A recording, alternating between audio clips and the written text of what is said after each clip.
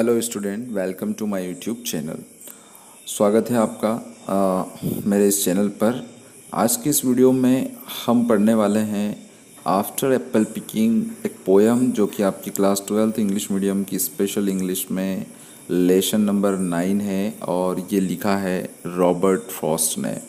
इसके सारे important questions and answers जो है मैं आपको एक्सप्लेन करूँगा और टोटल जो इम्पोर्टेंट क्वेश्चंस निकल के आ रहे हैं जो आपकी बोर्ड एग्ज़ाम के लिए इम्पोर्टेंट है वो ही मैं यहाँ पर डिस्कस करूँगा। बहुत ही सिंपल लैंग्वेज में ये है और केवल 4 क्वेश्चंस है। तो इन क्वेश्चंस के आंसर जो है वो आप वीडियो को पॉज करके स्क्रीनशॉट लेकर किसी भी तरीके से आप कंप्लीट कर सकते हैं। चलिए शुरू करते हैं। फर्स्ट क्वेश्चन है, what is imply by the phrase just some human sleep. यहाँ पर पोएट ने एक फ्रेज यूज़ किया है और फ्रेज जो है वो क्या है, जस्ट सम ह्यूमन स्लीप, यानी कि कुछ इंसानों के जैसी नींद। तो इसके थ्रू पोएट क्या कहना चाह रहा है, वो कहता है the poet use the phrase just some human sleep to say that he needs the sleep that a normal human being required.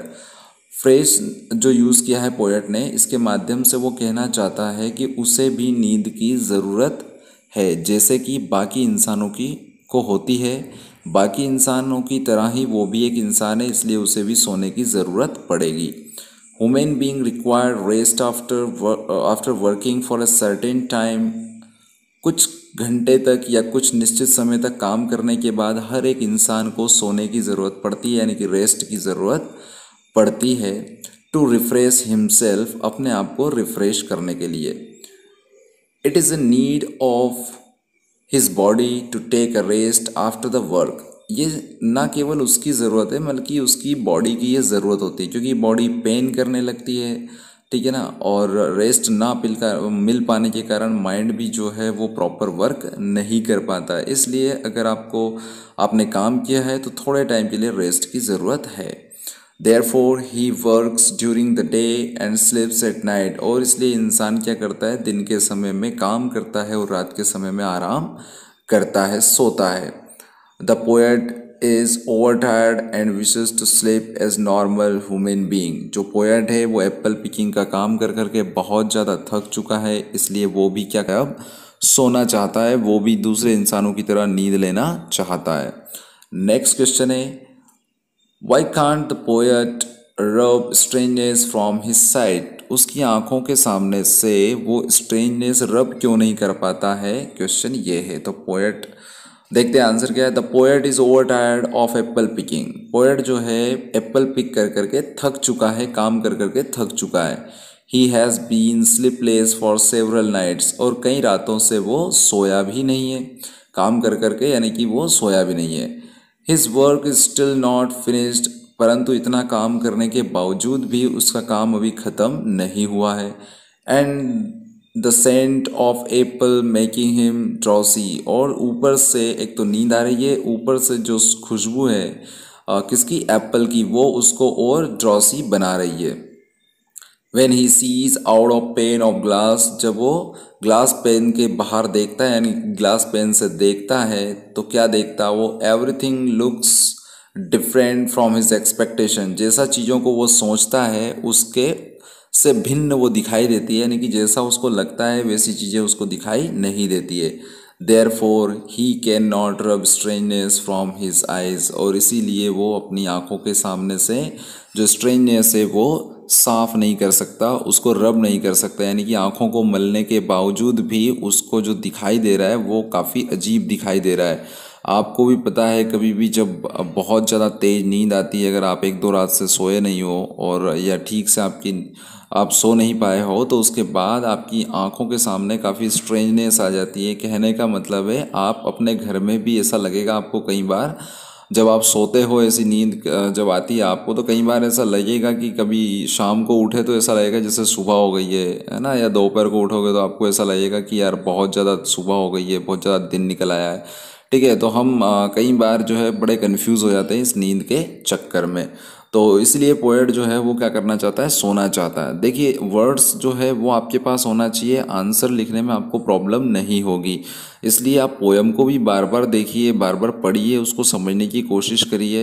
एक पोएट जो लिखता है उसकी अपनी फीलिंग्स होती है, और मैं या कोई और टीचर अगर आपको समझाएगा, कोई भी व्यक्ति अगर आपको एक्सप्लेन करेगा तो उसके अपने अंदाज में करेगा, ठीक है। तो और भी आप अपने हिसाब से उसको समझ सकते हैं, नए वर्ड्स ले सकते हैं। नेक्स्ट क्वेश्चन की तरफ चलते हैं, वो है give the central idea of the poem after apple picking. इस पोएम का केंद्रीय भाव क्या है, यानी कि आफ्टर एप्पल पिकिंग का जो सेंट्रल आइडिया है वो क्या है। आंसर है after apple picking is a well known poem on men's encounter with natural world. जो पोएम है आफ्टर एप्पल पिकिंग वो बहुत जानी मानी पोएम है, और किस चीज़ के ऊपर है ये, मेन का जो एनकाउंटर होता है नेचुरल वर्ल्ड से, यानी कि प्राकृतिक दुनिया से जब इंसान मिलता है तो क्या होता है। ये पोएम क्या करती है, प्रोबिंग जो कहती है डिलेमा ऑफ हिज एग्जिस्टेंस, कि जो इंसान है वो भी है और प्रकृति है वो भी विद्यमान है, लेकिन हम उसको देख नहीं पाते या हम देखते नहीं हैं। तो क्या हुआ, अगर हम नेचर के पास से गुजर रहे, कोई काम कर रहे हैं, हम उसको देख नहीं पा रहे तो क्या हुआ, लेकिन वो होती तो है, नेचर तो है, उसका एग्जिस्टेंस तो है। The poem exhibits the boredom of the task of Apple picking. यहाँ पर सिर्फ हम एप्पल पिकिंग की बात कर रहे हैं कि जो एप्पल या पर्टिकुलर टास्क की, यहाँ पर एप्पल पिकिंग की जगह कोई सा भी काम हो सकता है। तो हम बोर हो चुके होते हैं, या पोएट यहाँ पर एप्पल पिक कर करके बोर हो चुका है। The worker is unable to enjoy the pristine beauty of nature. और जो वर्कर रहता है, जो काम करता है, चाहे वो नेचुरल वर्ल्ड में काम कर रहा है, यानी कि प्रकृति की गोद में काम कर रहा है, ठीक है, फिर भी वो अपने काम में इतना व्यस्त होता है कि वो प्रिस्टाइन में इतने प्राचीन जो खूबसूरती है नेचर की वो देख नहीं पाता है। बिकॉज क्यों नहीं देख पाता है, क्योंकि ऑफ ओवर वर्क, क्योंकि उसके पास काम की अधिकता होती है।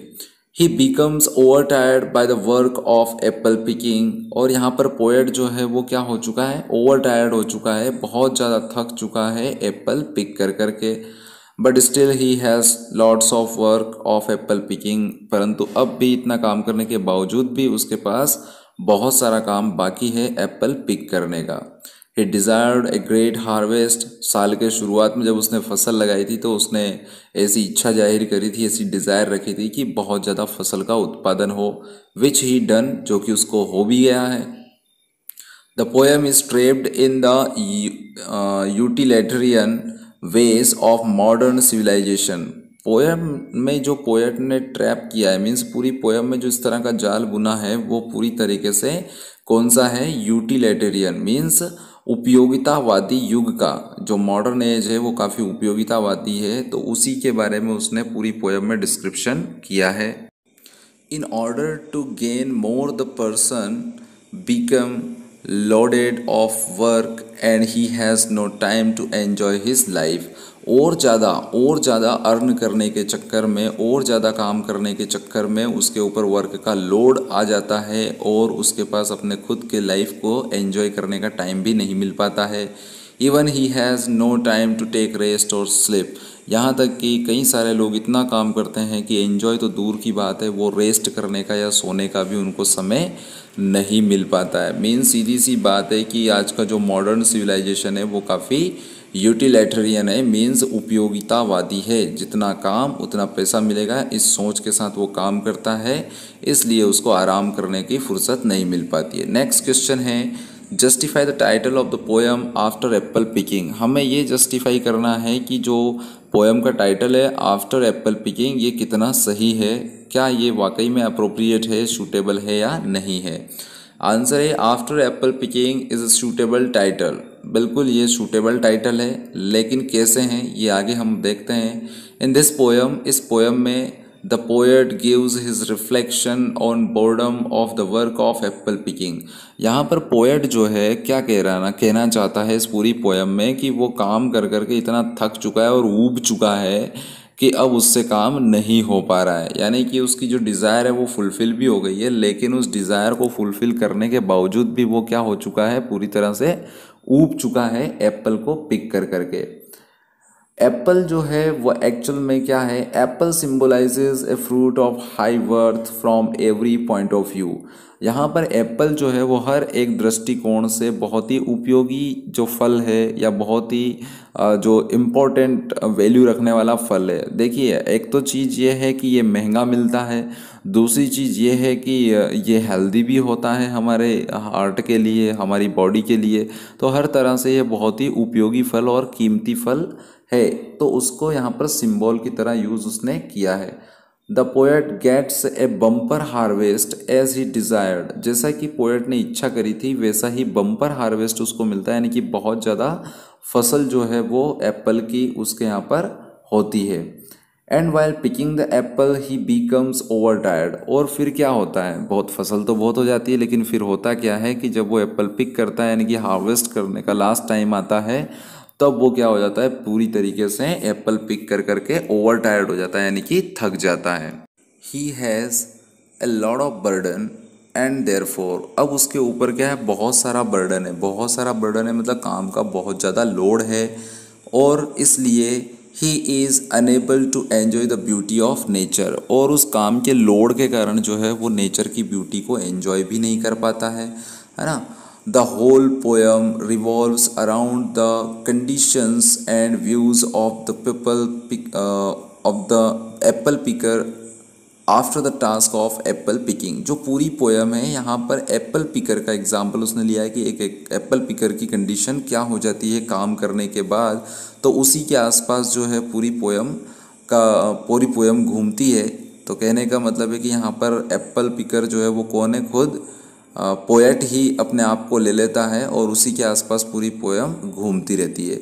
Therefore the title is appropriate. और इसलिए हम कह सकते हैं कि टाइटल बहुत ही अप्रोप्रिएट है, बिल्कुल सही है, क्योंकि एप्पल को ही उसने सिंबल की तरह यूज़ किया है और बहुत ही सोच समझ के जो है एप्पल को एज ए फ्रूट यहाँ पर लिया है, क्योंकि कई सारे पॉइंट ऑफ व्यू से वो वर्थी होता है। होप आपको ये क्वेश्चन आंसर अच्छे से समझ में आए होंगे। आज के इस वीडियो में इतना ही। Thank you very much.